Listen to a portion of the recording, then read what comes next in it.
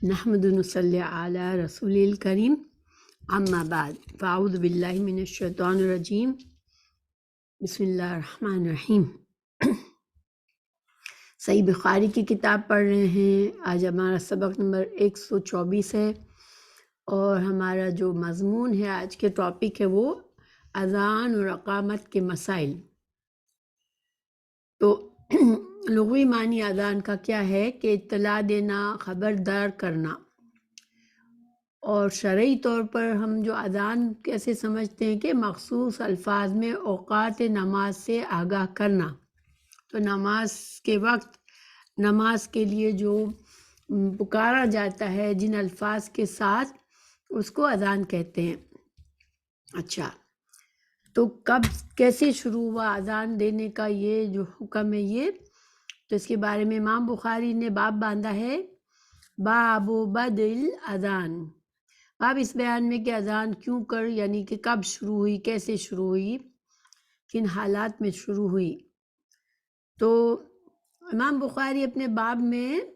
قرآن کی 2 آیات لائے ہیں، جیسے کہ امام بخاری عام طور پر کرتے ہیں کہ اپنے باب میں مزید وضاحت کے لیے کوئی ریفرنس کے لیے قرآن کی آیت یا کوئی حدیث یا کوئی کسی صحابہ کا قول لاتے ہیں۔ تو اس میں یہاں پر قرآن کی آیت نمبر سورہ مائدہ آیت 58 لائے ہیں، وَإِذَا نَادَيْتُمْ إِلَى الصَّلَاةِ اتَّخِذُوهَا هُزُوًا وَلَعِبًا ذَلِكَ بِأَنَّهُمْ قَوْمٌ لَا يَعْقِلُونَ۔ اور اللہ تعالیٰ کے اس ارشاد کی وضاحت کے، اور جب تم نماز کے لیے اذان دیے جاتے ہو تو وہ اس کو مذاق اور کھیل بنا لیتے ہیں، اور یہ اس وجہ سے کہ یہ لوگ ناسمجھ ہیں۔ تو اس آیت کو لانے کا مقصد کیا ہے کہ امام بخاری یہ بتانا چاہ رہے ہیں کہ نماز جو کے لیے اذان دینا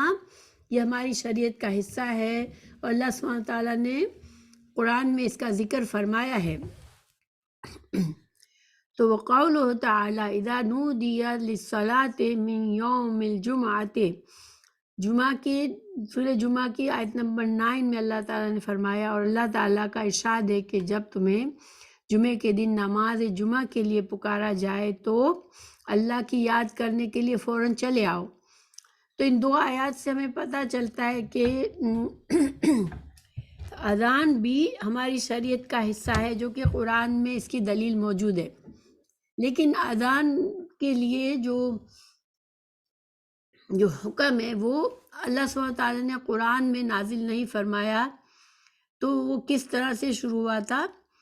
تو اس کو ہم جانتے ہیں۔ حدیث نبوی ہے کہ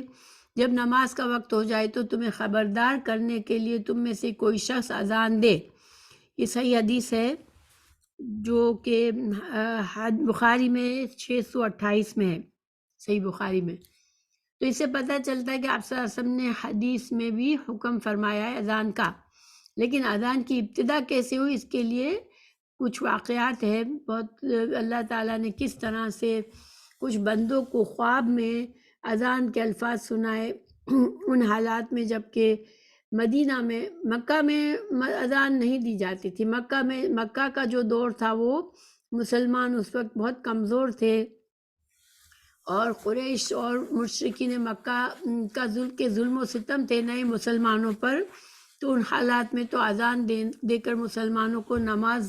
کے لیے بلانے کا کوئی سبب ہی نہیں بن سکتا تھا، کیونکہ اکثر مسلمان چھپ چھپ کے نمازیں پڑھتے تھے۔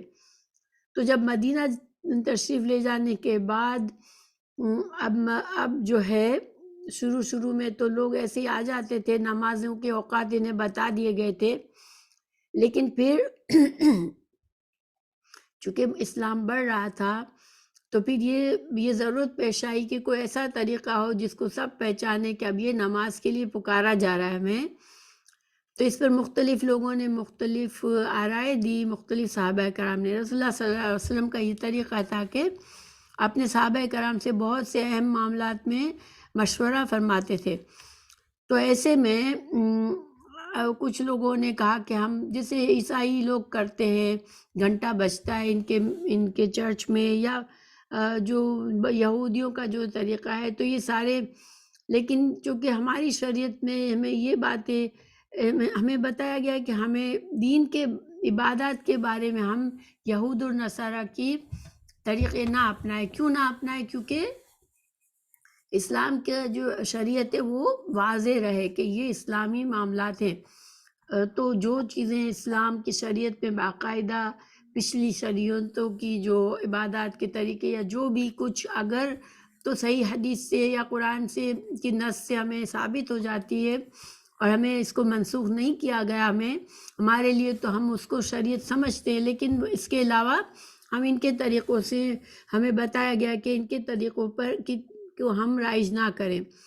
تو اب ایک صحابی اس دوران جب یہ معاملہ چل رہا تھا، یہ مشورہ چل رہا تھا، تو ایک صحابی حضرت عبداللہ بن زید بن عبدالربا رضی اللہ عنہ نے آ کر بتایا کہ مجھے خواب آیا اور اس میں خواب میں مجھے کسی شخص نے الفاظ بتائے حدیث کے. خواب میں کسی شخص نے مجھے اذان کے الفاظ بتا کر کہا کہ اذان کو اس طرح دی جائے، اور اقامت کے الفاظ بتا کے کہا کہ اقامت اس طرح دی جائے. تو رسول اللہ صلی اللہ علیہ وسلم نے ان کی بات کو صحیح خواب فرمایا کہ صحیح خواب تھا، سچا خواب تھا. اور اسی طرح حضرت عمر رضی اللہ عنہ کو بھی یہ خواب آیا تھا. تو پھر آپ صلی اللہ علیہ وسلم نے جب یہ سنا تو حضرت بلال رضی اللہ عنہ، جن کی آواز اچھی تھی، بلند آواز تھی، تو ان کو فرمایا کہ بلال اٹھو اور اذان دو. صحیح بخاری کی حدیث نمبر 604 کا خلاصہ ہے. ہم حدیث آگے پڑھیں گے. پھر بعد ازاں عہد رسالت میں جب تک آپ صلی اللہ علیہ وسلم کے زندہ رہے، دنیا میں رہے، جب تک یہی طریقہ رائج رہا اذان دینے کا. حدیث 603 حدثنا عمران بن میسرة قال حدثنا عبد الوارث قال حدثنا خالد الحذاء عن أبي قلابة عن أنس قال ذكروا النار والناقوس فذكروا اليهود والنصارى فأمر بلال أن يشفع الأذان وأن يؤتر الإقامة. ہم سے عمر بن میسرہ نے بیان کیا، کہا کہ ہم سے عبد الوارث بن سعید نے بیان کیا، کہا کہ ہم سے خالد حدا نے ابو قلابہ عبداللہ بن زید سے، انہوں نے حضرت انس رضی اللہ عنہ سے کہ نماز کے وقت کے اعلان کے لیے لوگوں نے آگ اور ناقوس کا ذکر کیا. پھر یہود اور نصارہ کا ذکر آ گیا، یعنی کہ کچھ لوگوں نے جب یہ مشورہ دیا تو دوسروں نے بتایا کہ یہ تو یہود اور نصارہ کے طریقے ہیں جن سے ہمیں ان کے طریقے پر ہمیں نہیں کرنے کا ہے. تو پھر بلال رضی اللہ عنہ کو رسول اللہ صلی اللہ علیہ وسلم نے یہ حکم فرمایا کہ اذان کے کلمات 2 مرتبہ کہیں اور اقامت میں 1 مرتبہ. اس حدیث میں اختصار ہے کہ وہ جو دوسرے صحابی تھے جن کو خواب آیا تھا، تو اس اذان کے الفاظ انہوں نے بتائے، پھر رسول اللہ صلی اللہ علیہ وسلم نے حضرت بلال رضی اللہ عنہ کو حکم فرمایا تھا. اچھا، تو اذان کے الفاظ اور ان کے معنی. حضرت عبداللہ بن زید بن عبدالربا رضی اللہ عنہ نے جب اپنا خواب بیان کیا تو رسول اللہ صلی اللہ علیہ وسلم نے فرمایا بلا شبہ یہ سچا خواب ہے. پھر آپ صلی اللہ علیہ وسلم نے اذان دینے کا حکم ارشاد فرمایا. تو یہ ابو داؤد میں یہ حدیث ہے. عبداللہ بن زید بن عبدالربا کہتے ہیں کہ مجھے خواب میں ایک شخص ملا، اس نے کہا کہ اذان اس طرح کہو: اللہ اکبر اللہ اکبر اللہ اکبر اللہ اکبر، اشہد ان لا الہ الا اللہ، اشہد ان لا الہ الا اللہ، اشہد ان محمد الرسول اللہ، اشہد ان محمد الرسول اللہ، حی علی الصلاۃ حی علی الصلاۃ حی علی الفلاح حی علی الفلاح، اللہ اکبر لا الہ الا اللہ. یہ اذان کے مسنون الفاظ ہیں. پھر اسی خواب میں مزید ان سے بتایا گیا، جو شخص نے مطلب کوئی فرشتے نے یہ بات بتائی ان کو، اللہ کے فضل سے خواب میں ان کو یہ بات بتائی گئی پھر اس نے کہا، یعنی اس شخص نے کہا قیامت کے وقت یہ کہو، اللہ اکبر، اشہد ان لا الہ الا اللہ، اشہد ان محمد رسول اللہ، حی علی الصلاۃ، حی علی الفلاح، قد قامت الصلاۃ، قد قامت الصلاۃ، اللہ اکبر، لا الہ الا اللہ۔ تو دیکھیں یہاں پر اقامت جو ہوتی ہے، اذان میں الفاظوں کی دہرائی زیادہ ہے، اور اقامت میں اس کی عادی ہے، یعنی ایک ایک دفعہ کلمات کہے گئے ہیں، اللہ اکبر 2 بار کہا گیا ہے، اور پھر اس میں کیا زیادتی ہے، قد قامت الصلاۃ، قد قامت الصلاۃ، یعنی کہ نماز قائم ہو رہی ہے، نماز اب کھڑی ہو رہی ہے۔ حضرت عبداللہ رضی اللہ عنہ کہتے ہیں کہ صبح کے وقت جب یہ خواب میں نے رسول اللہ صلی اللہ علیہ وسلم کے سامنے ذکر کیا، یہ ترجمہ ہے اس حدیث کا جو ابھی پڑھی ہم نے، تو آپ صلی اللہ علیہ وسلم نے فرمایا بے شک انشاءاللہ یہ خواب سچا ہے۔ بعد ازاں جب میرے بتلانے پر حضرت بلال رضی اللہ عنہ اذان کہہ رہے تھے، تو حضرت عمر رضی اللہ عنہ اپنے گھر پر وہ اذان سنتے ہی اپنے چادر گھسیٹتے ہوئے نکلے اور کہہ رہے تھے، اے اللہ کے رسول، اس ذات کی قسم جس نے آپ کو حق دے کر مبعوث فرمایا، بے شک میں نے بھی اسی طرح کا خواب دیکھا ہے جیسا کہ اسے دکھایا گیا۔ اس پر رسول اللہ صلی اللہ علیہ وسلم نے فرمایا فَلَهُ الْحَمْدُ، تعریف صرف اللہ کے لیے ہے۔ یہ جو ابھی پڑھی ہے ابو داؤد کی حدیث ہے، ٹھیک ہے۔ تو اذان کے جو کلمات ہیں ان کے معنی مفہوم کو سمجھتے ہیں تھوڑا سا، کہ اذان کے کلمات باوجود قلت الفاظ کے ہونے کے دین کے بنیادی عقائد اور شاعر پر مشتمل ہے، یعنی کہ کہنے کو تھوڑے ہی الفاظ ہیں لیکن پورے دین کے ہمارے عقائد جو ہے، عقیدہ ہے ہمارا، اور ہماری شاعر ہے، دین کے علامات، دین کی نشانیاں، ان پر مشتمل ہے، یعنی ان سب کو ہم، ایک بندہ جب اذان دیتا ہے تو وہ سب کچھ ہمیں اس سے پتہ چلتا ہے۔ سب سے پہلا لفظ اللہ اکبر، تو اس سے یہ پتہ چلتا ہے، اللہ اکبر کہنے سے کہ اللہ تعالیٰ کی پہلی بات موجودگی کا پتہ چلتا ہے، اور دوسری بات یہ پتہ چلتی ہے کہ اللہ سب سے بڑا ہے۔ تو یہ لفظ اللہ تعالیٰ کی کبریائی اور عظمت پر دلالت کرتا ہے، ٹھیک ہے۔ اچھا، اشہد ان لا الہ الا اللہ کہنے سے یہ بجائے خود ایک عقیدہ ہے اور کلمہ شہادت کا جز ہے۔ جب انسان مسلمان ہوتا ہے تو اس کو کلمہ شہادت پڑھنا پڑتا ہے، تو یہ کلمہ شہادت کا جز ہے جو کہ ہم اذان میں کہتے ہیں۔ اللہ کے ایک ہونے، ایک برحق معبود ہونے کی ہم گواہی دیتے ہیں کہ اللہ ہی ایک سچا اور برحق معبود ہے۔ پھر اللہ تعالیٰ، اسی میں ہمیں یہ بھی پتہ چلتا ہے کہ اللہ تعالیٰ اکیلا ہے اور یکتا ہے اور وہی معبود ہے۔ کلمہ شہادت کا دوسرا جز اشہد ان محمد رسول اللہ، جسے محمد صلی اللہ علیہ وسلم کی رسالت اور نبوت کی گواہی دی جاتی ہے، اور یہ بھی ایک مسلمان کے لیے جب اسلام میں انسان داخل ہوتا ہے تو یہ گواہی پوری دینی پڑتی ہے، کلمہ شہادت کا حصہ ہے یہ، اور اس سے رسول اللہ صلی اللہ علیہ وسلم کی نبوت کی گواہی ہے یہ۔ حی علی الصلاۃ، یہ ایک پکار ہے، اور اس کی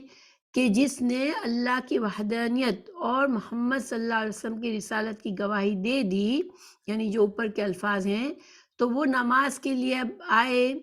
کہ نماز قائم کی جا رہی ہے۔ تو یہ جب مسلمان ہونے کے بعد اس کو اسلام کی نماز کے لیے جو پہلی عبادت ہے اس کے لیے بلایا جاتا ہے، یہ کہہ کر کہ حی علی الصلاۃ، نماز کے لیے آ جاؤ۔ اس نماز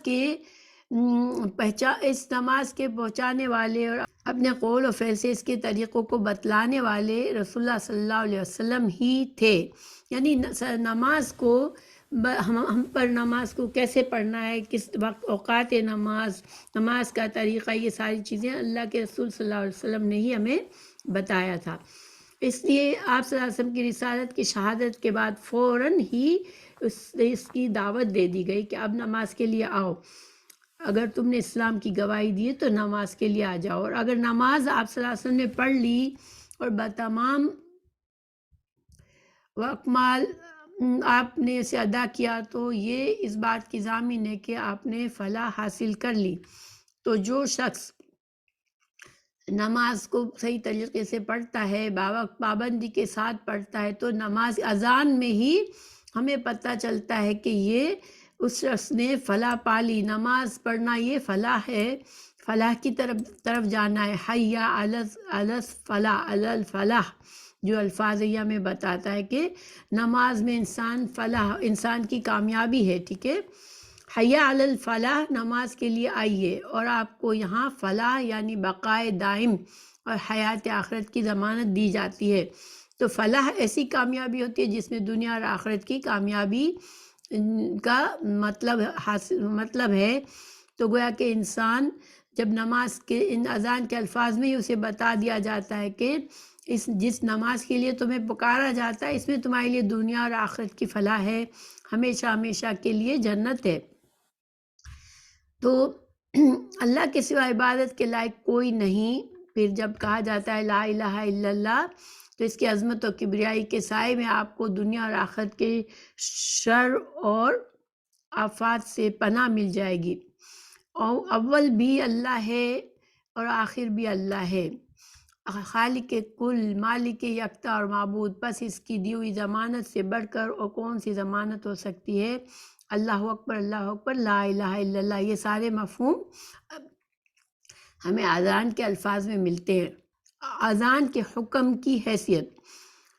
صحیح بخاری کی 628 میں ہمیں اس نماز کا اذان دینے کا حکم کیا فرض ہے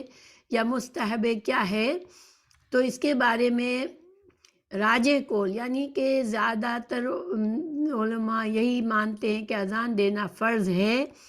اور اس کے دلائل میں یہ حدیث پیش کی جاتی ہے۔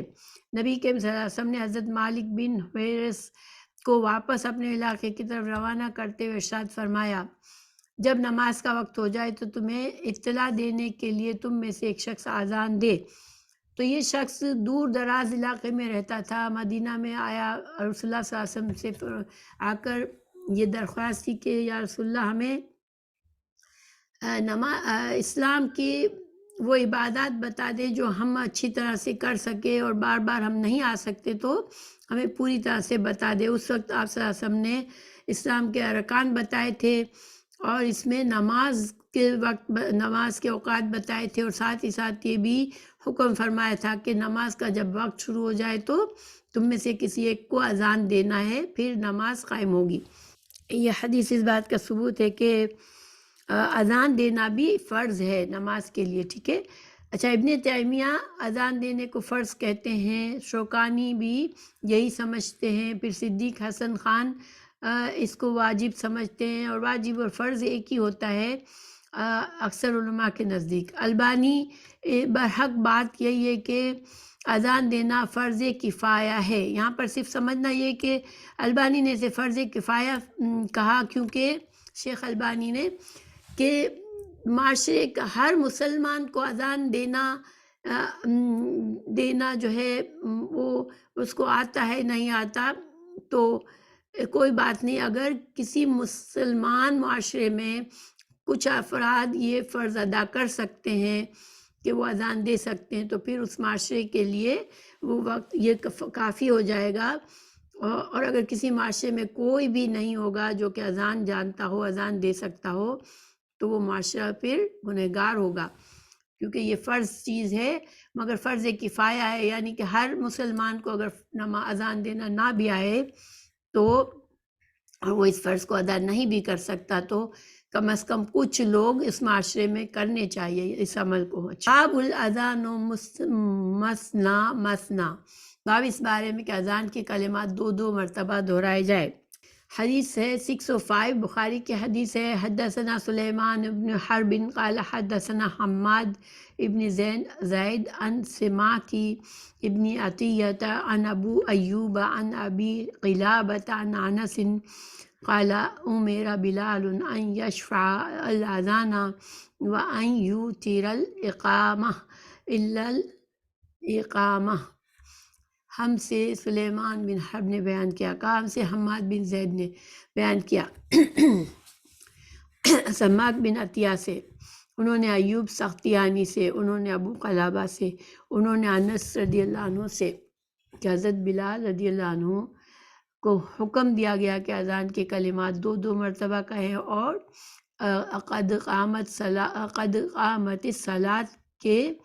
تکبیر کے کلمات 1 دفعہ کہے، جس کو ہم اوپر سمجھ چکے ہیں۔ اچھا، راجح ہے مردوں کی طرح عورتوں کو بھی مسجد میں اذان دینے کو۔ اچھا، اب یہاں مسئلہ یہ ہے، اوپر کی بات تو ہم نے سمجھ لی کہ اذان دینا، تو اذان جب دی جاتی ہے جب اذان نماز کا وقت شروع ہو جاتا ہے، پھر جب جماعت کھڑی ہونے لگتی ہے تو پھر اقامہ کہا جاتا ہے۔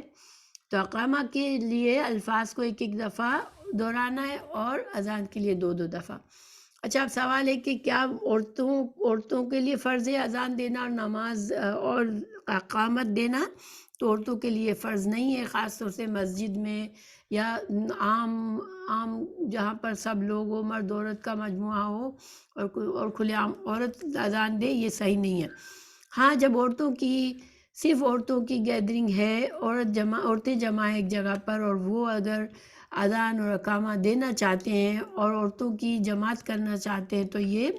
ہو سکتا ہے۔ اس کی دلائل کچھ ملتے ہیں، حضرت عائشہ رضی اللہ عنہ کے عمل سے یہ بات ثابت ہے، اور البانی رحم اللہ نے اس طرح کے آثار عمل کے لیے درست ہے، یعنی البانی بھی اس بات کو سمجھتے ہیں کہ یہ جائز ہے، اگر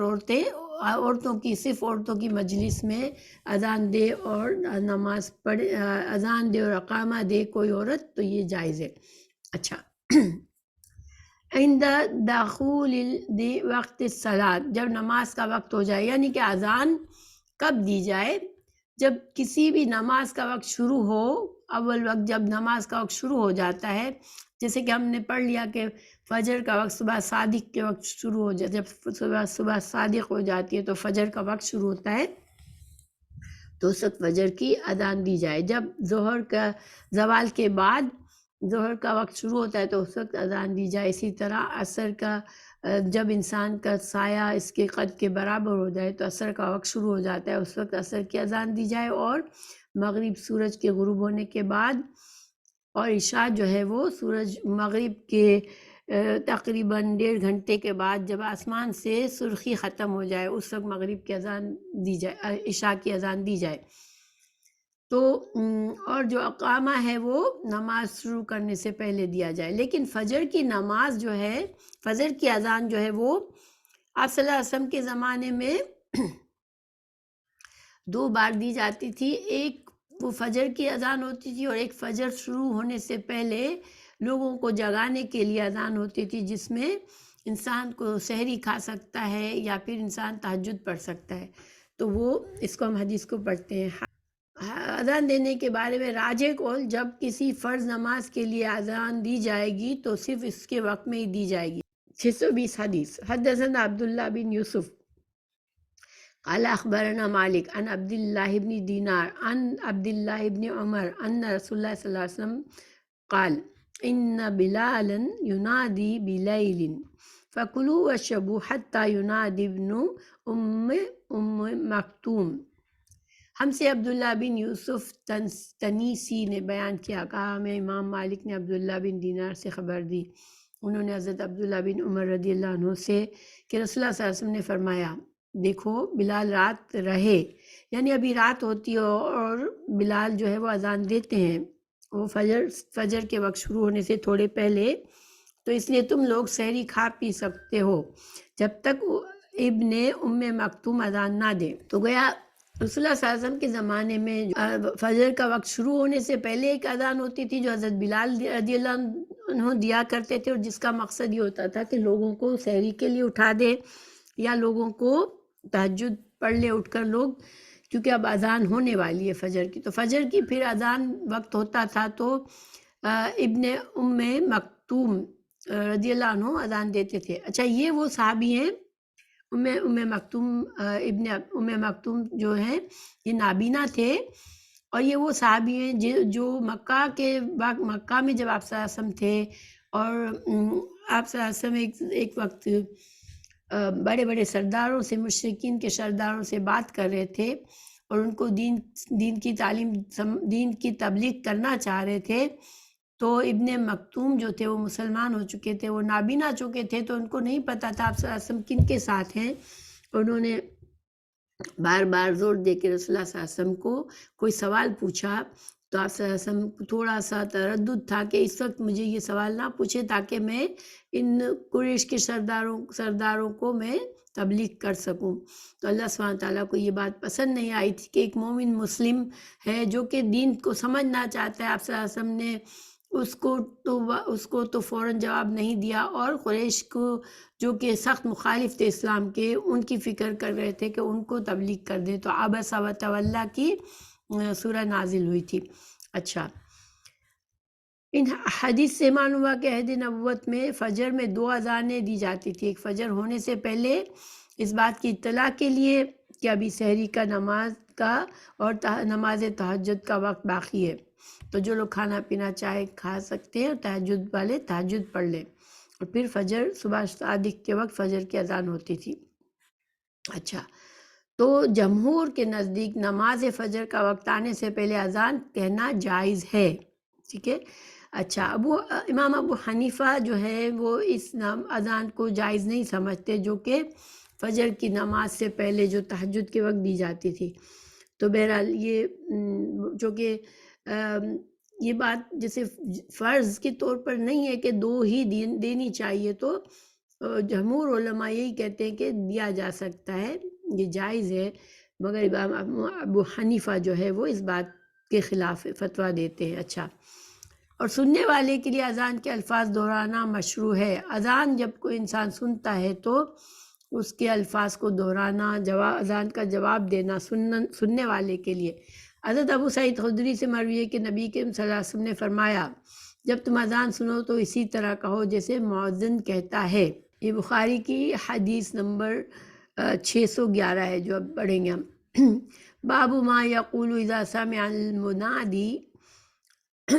باب اس بارے میں کہ اذان کا جواب کس طرح دینا چاہیے. حدثنا عبداللہ ابن یوسف قال اخبرنا مالک عن ابن شہاب عن عطاء ابن زید عطاء ابن یزید الشی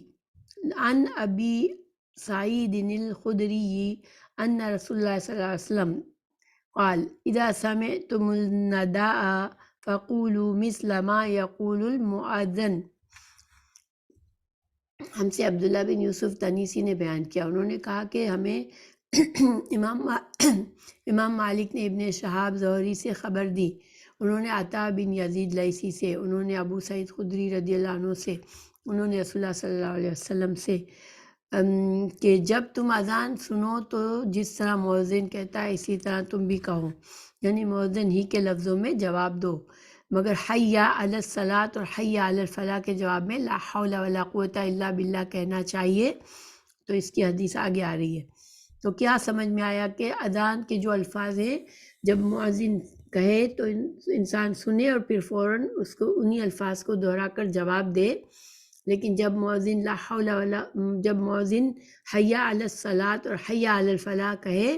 تو ہمیں لا حول ولا قوت الا باللہ کہنا ہے. اور لا حول ولا قوت الا باللہ جو ہے اس کا مفہوم یہ بنتا ہے کہ انسان کو نیکی کی توفیق بھی صرف اللہ ہی کی طرف سے ملتی ہے. اللہ کے اذن کے سوا کوئی انسان کوئی نیکی بھی نہیں کر سکتا. تو جب انسان کو اللہ نے یہ توفیق دی ہے کہ وہ اذان سنے، اس کا جواب دے، اور جب یہ کہے پھر اس کے بعد نماز پڑھے، تو گویا انسان یہ اللہ کا شکر گزار بنے کہ اللہ نے اسے توفیق دی کہ اس نے یہ نیکی کے کام کیے، اور اس کو اللہ تعالیٰ اس کے بدلے اجر و ثواب دے گا. اور جنت آگے ہم جانیں گے کہ اس سے جنت کی بشارت ہے اذان کا جواب دینے والے کے لیے. حضرت عمر رضی اللہ عنہ سے مروی ہے کہ رسول اللہ صلی اللہ علیہ وسلم نے فرمایا، جو شخص اذان کا جواب دے حتیٰ کہ اللہ اکبر سے لا الہ الا اللہ تک دل سے کہے تو دخل الجنہ، اور جنت میں داخل ہوگا. یعنی انسان خلوص دل سے ان الفاظ کو دہراتے ہوئے دل میں یہ محسوس کرے کہ ہاں میں اللہ کو، اللہ اکبر، اللہ سب سے بڑا ہے، اللہ کے سوا کوئی الہ نہیں ہے، محمد رسول اللہ صلی اللہ علیہ وسلم اللہ کے سچے نبی ہیں. تو یہ ساری باتوں میں جب انسان، اور نماز میں فلاح ہے انسان کی، تو یہ باتیں ساتھ ساتھ دل میں اخلاص کے ساتھ انسان اس پر غور کرتا رہے اور یہ الفاظ دہرائے تو اس کو انشاءاللہ اس کو جنت نصیب ہوگی، جنت میں وہ داخل ہوگا۔ تو یہ بہت ہی یعنی دیکھیں کتنا چھوٹا عمل ہے اور کتنا بڑا اس کا جو ثواب ہے، تو انشاءاللہ ہمیں اس کا اہتمام کرنا چاہیے۔ یہ صحیح مسلم کی حدیث ہے 385۔ دیکھیں ہم پڑھ تو بخاری صحیح بخاری رہے، لیکن میں چونکہ ہر مسئلے کو اچھی طرح سے واضح کر کے جب کوئی مسئلہ پڑھ رہے ہوتے ہیں تو ہم اس کو سمجھنے کے لیے میں دوسری احادیث، دوسری کتابوں کی احادیث کا ریفرنس بھی تھوڑا تھوڑا دیتی ہوں تاکہ بات اچھی طرح سمجھ آ جائے۔ اچھا، اب یہ سوال پیدا ہوتا ہے کہ دیکھیے بعض اوقات جیسے اسلامی ممالک میں ایک ہی محلے میں کئی مساجد بھی ہوتی ہیں تھوڑے تھوڑے فاصلے پر، اور جب اذان کا وقت آتا ہے تو بہت سی اذانیں ہمیں سنائی دیتی ہے ایک کے بعد دوسرے، تو یا کے بعد دیگرے ہمیں بہت سی آوازیں آتی ہیں اذان کی، تو ہم کیا کریں کہ ہر اذان کی آواز کا جواب دیں یا ہم ایک ہی اذان کا جواب دیں؟ تو اس کے لیے زیادہ تر علماء یہ کہتے ہیں کہ یہ بہتر ہے کہ انسان پہلی اذان جو سنے اس کا جواب دے کے دعا پڑھ لے تو انشاءاللہ یہ کافی ہوگا۔ اچھا، اذان کے بعد کے اذکار، نبی کریم صلی اللہ علیہ وسلم نے پر درود پڑھنا چاہیے۔ جب اذان مکمل ہو تو نبی کریم صلی اللہ علیہ وسلم پر درود پڑھنا چاہیے، جیسے کہ حضرت عبداللہ بن عمر رضی اللہ عنہ سے مروی ہے کہ نبی کریم صلی اللہ علیہ وسلم نے فرمایا، جب تم مؤذن کو سنو تو اسی طرح کہو جیسے وہ کہتا ہے، ثم صلو علیہ، پھر مجھ پر درود پڑھو۔ تو یہ جو حدیث ہے یہ صحیح مسلم کی حدیث ہے۔ پھر حضرت جابر رضی اللہ عنہ سے مروی ہے کہ رسول اللہ صلی اللہ علیہ وسلم نے فرمایا، جس شخص نے اذان سن کر یہ دعا پڑھی قیامت کے دن وہ میری شفاعت کا مستحق ہوگا۔ اللہم رب هذه الدعوة التامة والصلاة القائمة آت محمدا الوسیلۃ والفضیلۃ وبعثہ مقاما محمودا الذی وعدتہ۔ تو اس دعا کا ترجمہ بھی پڑھیں گے ہم ابھی۔ یہ بخاری کی حدیث نمبر 614 ہے جو اب ہم پڑھ رہے ہیں۔ امام بخاری نے باب باندھا، باب الدعاء عند النداء، باب اذان کی دعا کے بارے میں۔ حدثنا علی بن عیاش قال حدثنا شعیب ابن ابی حمزہ عن محمد بن المنکدر عن جابر بن عبداللہ ان رسول اللہ صلی اللہ علیہ وسلم قال، من قال حين يسمع النداء اللهم رب هذه الدعوة التامة والصلاة القائمة آت محمدا الوسيلة والفضيلة وابعثه مقاما محمودا الذي وعدته حلت له شفاعتي يوم القيامة۔ ہم سے علی بن عیاش حمدانی نے بیان کیا، انہوں نے کہا ہم سے شعیب بن ابی حمزہ نے بیان کیا، انہوں نے محمد بن منکدر سے بیان کیا، انہوں نے جابر بن عبداللہ رضی اللہ عنہ سے کہ رسول اللہ صلی اللہ علیہ وسلم نے فرمایا، جو شخص اذان سن کر یہ کہے، اللہم رب هذه الدعوة التامة والصلاة القائمة آت محمدا وسیلۃ والفضیلۃ وبعثہ مقاما محمودا الذی وعدتہ، تو جب یہ الفاظ کہے تو اسے قیامت کے دن میری شفاعت ملے گی۔ سبحان اللہ، کتنا بڑا اجر ہے۔ دعا کا ترجمہ ہے، اے میرے اللہ جو اس ساری پکار کا رب ہے اور قائم رہنے والی نماز کا رب ہے، محمد صلی اللہ علیہ وسلم کو قیامت کے دن وسیلہ نصیب فرمانا اور بڑے مرتبہ اور مقام محمود پر ان کا قیام فرمانا، اس کا تو نے ان سے وعدہ کیا ہوا ہے۔ یعنی جب اذان ہوتی ہے تو اس کے بعد ہم درود شریف پڑھنا ہے پہلے، اور پھر یہ نماز پھر یہ دعا پڑھنی ہے، ٹھیک ہے۔ تو بعض لوگوں نے اس دعا میں کچھ الفاظ اپنی طرف سے بڑھا لیے ہیں، یعنی جو مسنون الفاظ ہے یہ وہی ہے جو ہم نے ابھی پڑھے، ٹھیک ہے، لیکن کچھ لوگوں نے اس میں زیادتی کی ہے، کچھ الفاظ اور ڈال دیے ہیں۔ تو جو زیادتی کیا ہے، وَالدَّرَجَةُ الرَّفِيعَةُ وَارْزُقْنَا شَفَاعَتَهُ يَوْمَ الْقِيَامَةِ فَإِنَّكَ لَا تُخْلِفُ الْمِيعَادَ، یہ کسی صحیح حدیث سے ثابت نہیں ہے، ٹھیک ہے۔ یہ جو 3 الفاظ جمع کیے جاتے ہیں نماز اذان کے بعد کی دعا میں، یہ صحیح حدیث سے ثابت نہیں ہے، اور رسول اللہ صلی اللہ علیہ وسلم دین لائے ہمارے لیے، آپ صلی اللہ علیہ وسلم نے جو ہمیں بتایا وہی اللہ کی طرف سے سچ ہے، تو پھر مسنون دعائیں جو ہمیں سکھائی گئی، آپ صلی اللہ علیہ وسلم نے جو ہمیں دعائیں سکھائی ہیں ان میں الفاظ کا اضافہ اپنی مرضی سے کرنا یہ بالکل جائز نہیں ہے، اور یہ بدعت ہے، اور ان سے بچنا چاہیے، ٹھیک ہے۔ حضرت انس رضی اللہ عنہ سے مروی ہے کہ حضرت بلال رضی اللہ عنہ کو اذان کی کلمات 2 مرتبہ اور اقامت میں قد اقامت الصلاۃ کے علاوہ باقیہ تمام کلمات ایک مرتبہ کہنے کا حکم دیا۔ تو یہ ہم پہلے سمجھ چکے ہیں اس بات کو۔ اچھا، اقامت میں الفاظ دہرانے میں اختلاف ہے، یعنی کہ جو حدیث ہم نے پڑھی اس میں اقامت میں الفاظ ایک دفعہ پڑھنے تھے اور اذان میں 2 دفعہ، لیکن کچھ علماء نے اس میں اختلاف بھی کیا ہے، ٹھیک ہے۔ تو اچھا، اب اقامت کا جواب، تو کیا جس طرح اذان کا جواب دیا جاتا ہے، اذان کا جواب دینے کا ہم سے کہا گیا ہے کہ مؤذن کے الفاظ کو ہم بھی دہرائیں، پہلے سنیں پھر اس کو دہرائیں، تو کیا اسی طرح اقامت جب کہی جاتی ہے تو کیا ہم اس کے الفاظ بھی دہرائیں؟ تو اس کے سلسلے میں ابو سعید خدری سے مروی ہے کہ نبی کریم صلی اللہ علیہ وسلم نے فرمایا، جب تم ندا سنو تو اسی طرح کہو جیسے مؤذن کہتا ہے۔ تو گویا کہ ندا کا لفظ یہاں پر چونکہ دونوں کو شامل ہے، یعنی اذان اور اقامت دونوں پر بولا جاتا ہے، تو پھر ہمیں اقامت کا بھی جواب دینا چاہیے اور اذان کا بھی جواب دینا چاہیے۔ اچھا، کچھ لوگ یہ کہتے ہیں، ایک حدیث جو یہ صحیح حدیث نہیں ہے مگر میں آپ کو بتا رہی ہوں کہ کچھ لوگ جب اقامت کہی جاتی ہے اور اقامت میں یہ الفاظ ہوتے ہیں قد قامت الصلاۃ، ٹھیک ہے، کہ نماز اب کھڑی ہو رہی ہے، تو اس کے جواب میں کچھ لوگوں نے یہ جواب بنا لیا ہے اپنی طرف سے، اقامہا اللہ و ادامہا۔ یہ الفاظ جو ہے حدیث سے ثابت نہیں ہے، یہ کسی ضعیف حدیث کے الفاظ ہیں کہ حضرت بلال رضی اللہ عنہ نے اقامت کہتے ہوئے یہ الفاظ کہے، تو یہ بات صحیح نہیں ہے، ٹھیک ہے۔ تو پھر اس کو نہیں کرنا چاہیے، جو چیز صحیح سنت کے لحاظ سے ثابت نہیں ہو تو اس کا اضافہ جیسے ہم نے جانا کہ جو سنت کے طریقے کی باتیں سنت میں جو سمجھا دیا، جو دعائیں سمجھا دی گئی، اس پر پھر ہمیں اضافہ کرنا جائز نہیں ہے۔ کہ اقامت کے بعد بھی وہ دعائیں پڑھی جا سکتی ہیں جو اذان کے بعد پڑھی جاتی ہے۔ اب یہ بات تو ثابت ہو گئی کہ اقامت کا بھی جواب دینا ہے، ٹھیک ہے، لیکن کیا اقامت کے بعد بھی جیسے اذان کے بعد والی دعا پڑھی جاتی ہے، تو یہ کسی صحیح حدیث سے ثابت نہیں ہے، کیونکہ یوزلی عام طور پر اقامت کے بعد فوراً جماعت شروع ہو جاتی ہے، اللہ اکبر کہہ کر جو امام ہوتا ہے وہ نماز کا آغاز شروع کر لیتا ہے، تکبیر تحریمہ کہہ دیتا ہے، تو دعا کی وقت بھی نہیں ہوتا اور دعا کسی حدیث سے ثابت بھی نہیں ہے۔ تو اقامت کے لیے دعا پڑھنا ضروری نہیں ہے، صرف الفاظ دہرانے ہیں، جبکہ اذان کے لیے درود شریف بھی پڑھنا ہے اذان کے بعد، اور دعا کے الفاظ بھی پڑھنے ہیں، درود شریف بھی یعنی الفاظ دہرانے ہیں، جواب دینا ہے اذان کا، اور پھر درود شریف پڑھنا ہے، پھر دعا پڑھنی ہے، یہ ساری چیزیں اذان کے بعد ہے۔ اقامت کے بعد صرف اقامت کے ساتھ ساتھ الفاظ دہرانے ہیں۔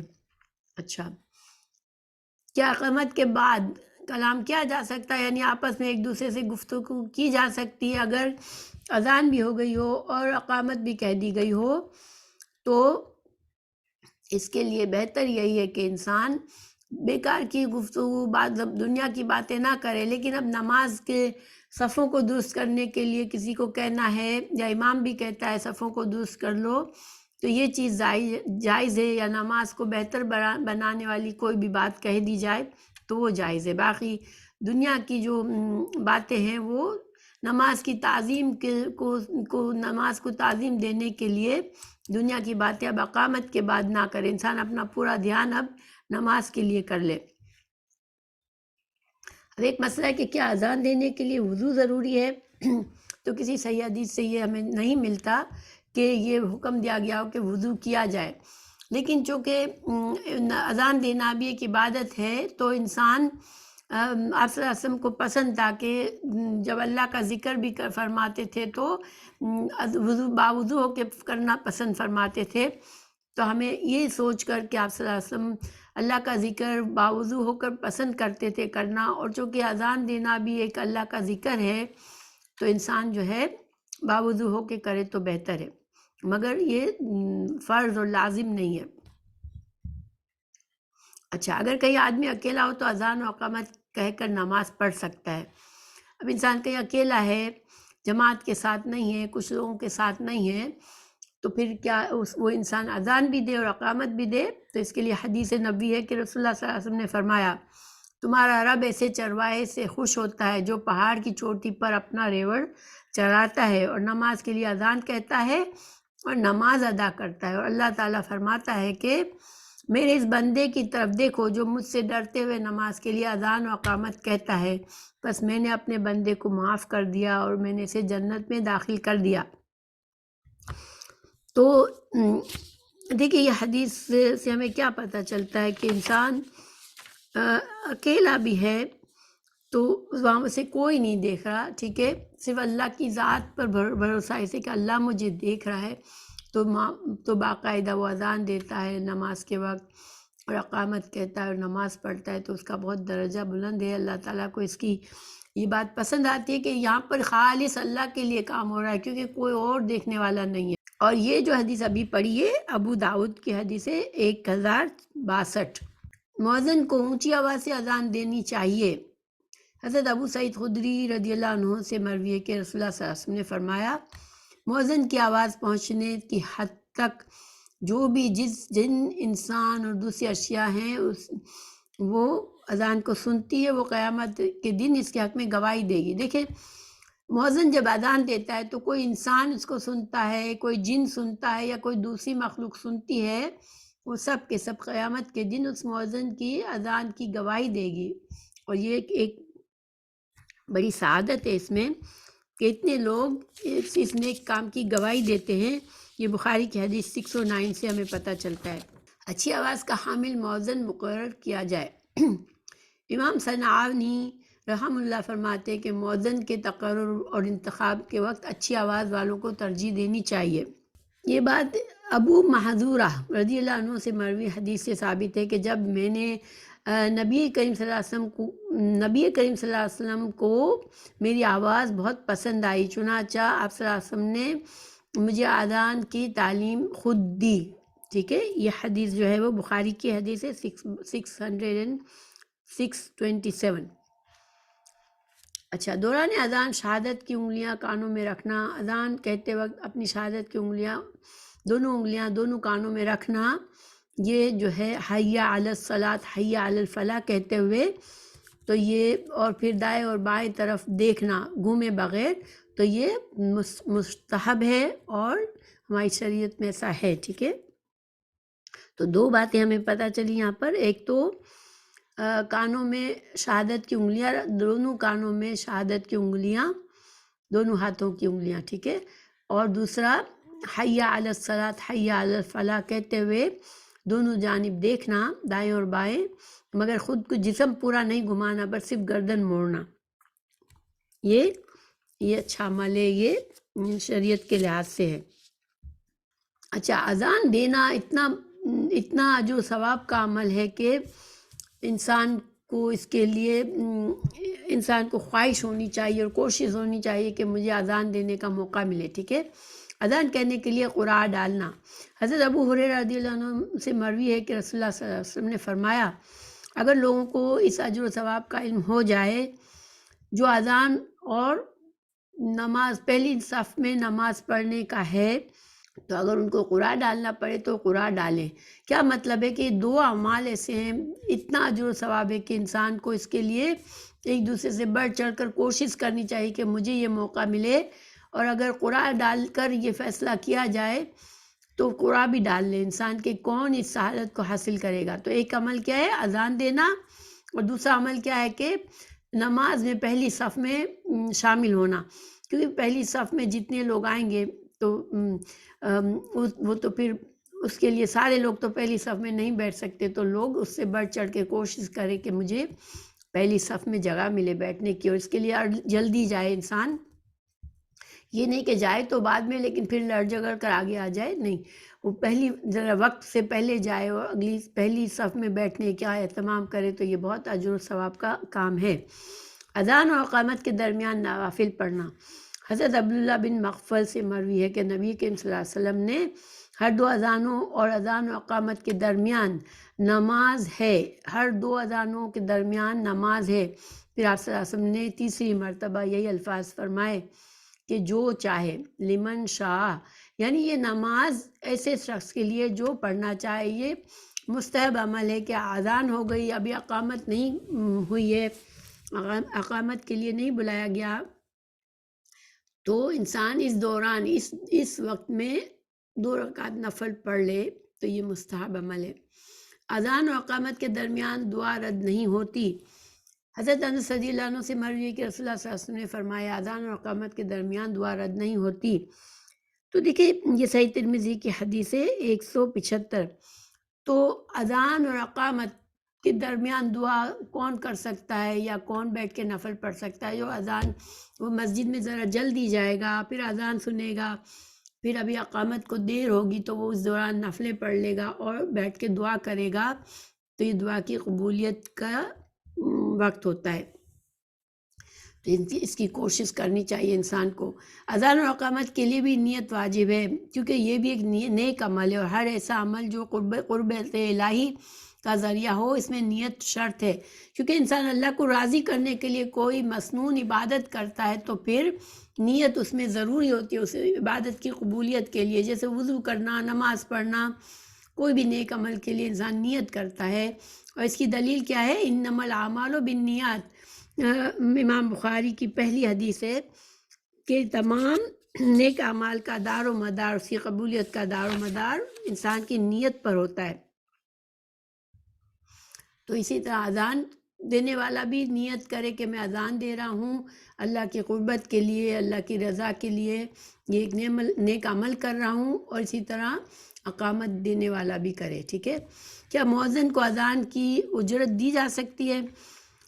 تو دیکھیں راجع بات کیا ہے اس سلسلے میں کہ ایسا مؤذن مقرر کیا جائے جو اذان کہنے پر اجرت نہ لیتا ہو، ٹھیک ہے، کیونکہ اس کا جو ثواب اتنا ہے، ایک مخلص مسلمان کو دل میں خود خواہش ہونی چاہیے کہ میں یہ کام جا کے کروں مسجد میں، ٹھیک ہے، اور وہ اجرت نہ لے۔ لیکن کہیں پر ایسے حالات ہو کہ کوئی ایسا آدمی نہیں مل رہا جو ہر وقت نماز کے لیے اذان دے آ کر مؤذن کی ذمہ داری ادا کرے، تو پھر کسی کو اجرت پر بھی رکھا جا سکتا ہے،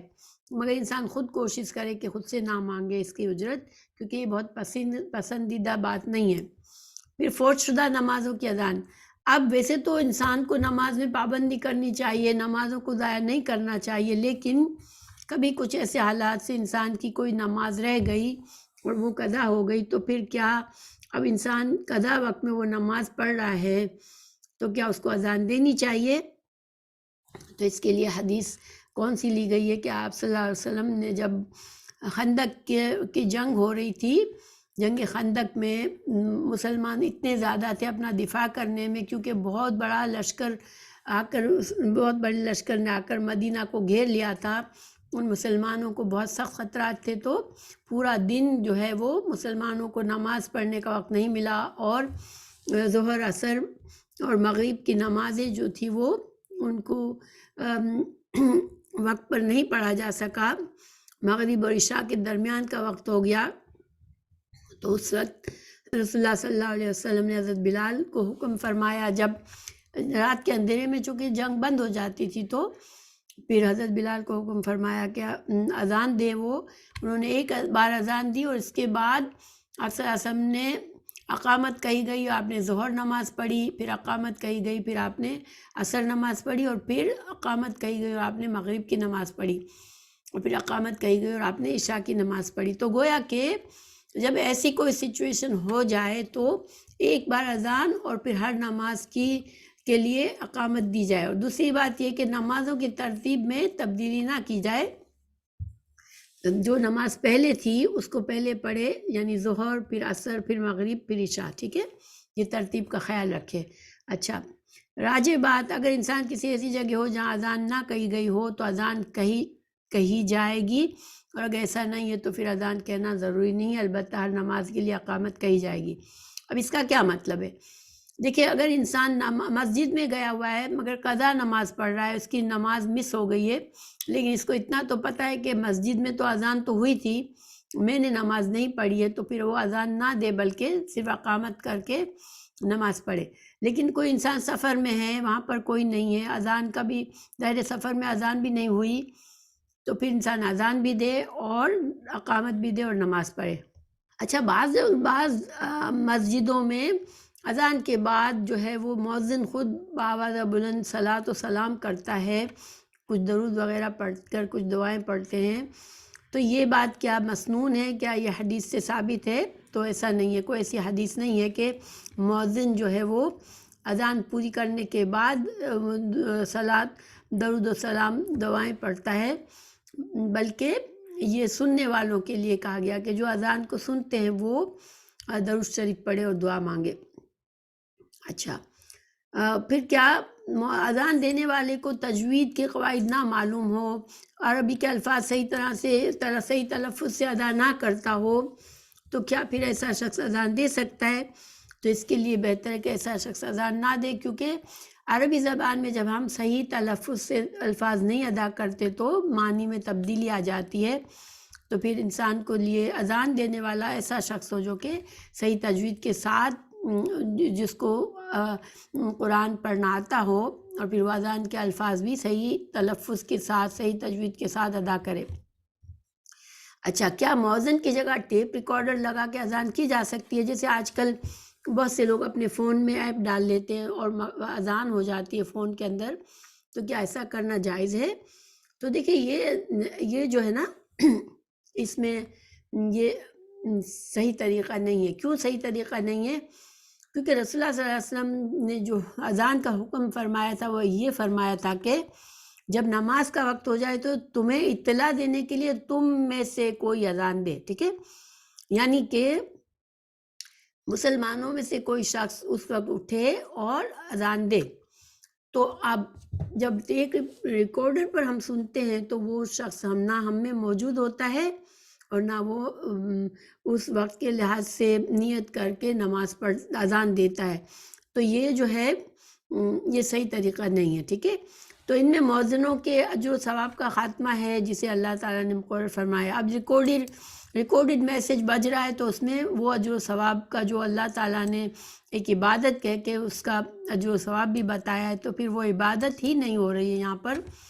یہ تو ایک ریکارڈر بج رہا ہے، تو یہ اس میں بھی اس کی مخالفت پتہ چلتی ہے۔ امت مسلمہ میں پہلے کبھی بھی ہمارے سلف صالحین میں کبھی بھی یہ چیز نہیں تھی کہ کوئی ریکارڈ کر کے کوئی اذان سن لے بس۔ یہ تو اب ماڈرن وقت میں جب ٹیکنالوجی ہے ہمارے پاس اور ہم ریکارڈنگ سنتے ہیں یا فون پر ایپ ڈال لیتے ہیں، مگر یہ ایک طریقہ نہیں تھا جو امت مسلمہ جس پر چلتی آئی ہے، تو ہمیں پھر نہیں کرنا چاہیے۔ نیت کہ جو اذان کی شرائط میں ہے اس میں مفقود ہے، اور دیکھیں نیت، اذان دینے والے کو نیت کرنی ہوتی ہے کہ میں اب اذان دینے لگا ہوں، اللہ کی قربت کا عمل کر رہا ہوں، ایک نیک عمل کر رہا ہوں، تو بار بار ریکارڈنگ تو اپنی چلتی رہتی ہے، اس میں کوئی نیت نہیں ہوتی، اس لیے وہ اذان بھی بغیر نیت کے کوئی بھی شرعی عبادت جو عبادت ہے وہ عبادت نہیں رہتی، تو پھر یہ کام عبادت کے طور پر نہیں ہوتا، پھر جو اذان بج رہی ہوتی ہے۔ یہ عمل مسلمانوں پر ان کی عبادت اور شاعر میں لہو اور لعب اور بدعت کے دخول کا دروازہ ہے۔ یہ کوئی ایسا ہی عمل ہے جیسے کہ ایک نیا انسان نے بنا لیا ہو۔ تو دیکھیں انسان کو اس کے کئی طریقے ہیں، انسان اپنے فون میں ایسا ایپ ڈال لے کہ جس میں نماز کے وقت میں تھوڑا سا الارم بجتا ہو چھوٹا سا، بس ہمیں تو صرف یہ ہے نا کہ ہمیں بتا سکے، ہمیں یاد دہانی کے لیے ہم وہ چیز ڈالتے ہیں کہ نماز کا وقت شروع ہو گیا، ہم کاموں میں مصروف ہے تو ہمیں یاد دہانی ہو جائے، تو اس کے لیے ہمیں اذان ڈالنا ضروری نہیں ہے، صرف ایک چھوٹا سا بیپ بیپ بھی ہو جائے تو وہ کافی ہے، ٹھیک ہے؟ اچھا، اور پھر دیکھیں اگر عملی طور پر بھی غور کریں نا تو اب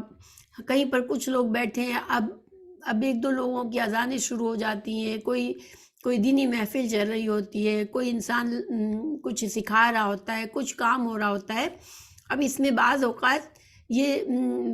ایک طرح سے انسان کے لیے بھاری پڑتا ہے کہ اب اذان کے الفاظ تو ذکر ہے اللہ کا، اس کو کیا کرے، اب بیچ میں اذان شروع ہو گئی ہے، تو انسان کے لیے بھاری محسوس ہوتا ہے یہ تو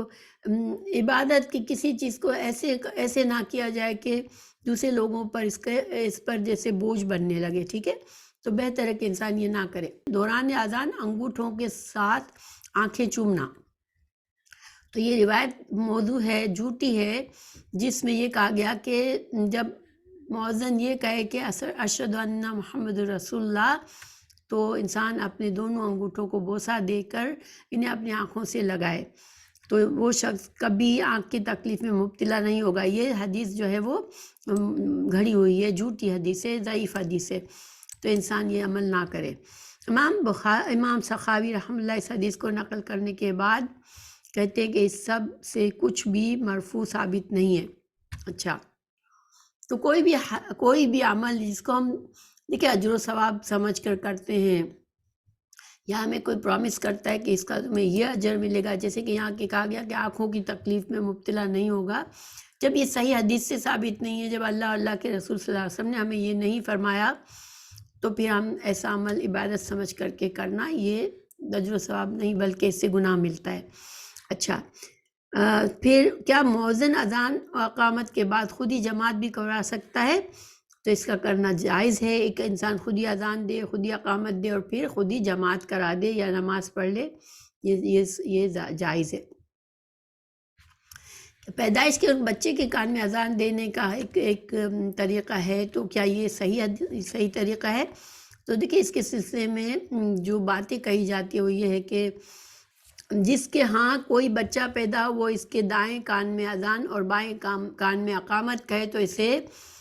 صبیان کی بیماری نقصان نہیں پہنچائے گی۔ یہ حدیث من گھڑت ہے، ٹھیک ہے، یہ صحیح حدیث نہیں ہے۔ تو اس کے بارے میں ایک حدیث پیش کی جاتی ہے، حضرت ابو رافع رضی اللہ عنہ سے مروی ہے کہ میں نے رسول اللہ صلی اللہ علیہ وسلم کو دیکھا جس وقت حضرت فاطمہ رضی اللہ عنہ حضرت حسین بن علی کی پیدائش کے بعد آپ کے پاس آئی، تو آپ صلی اللہ علیہ وسلم نے ان کے کان میں نماز کے لیے کہی جانے والی اذان کی طرح کی اذان کہی۔ تو یہ حدیث جو ہے حسن درجے کی ہے، صحیح ترمذی میں ہے۔ دائیں کان میں اذان دینے والا عمل صحیح ہے، لیکن بائیں کان میں اقامت کہنے والی حدیث غلط ہے، ٹھیک ہے۔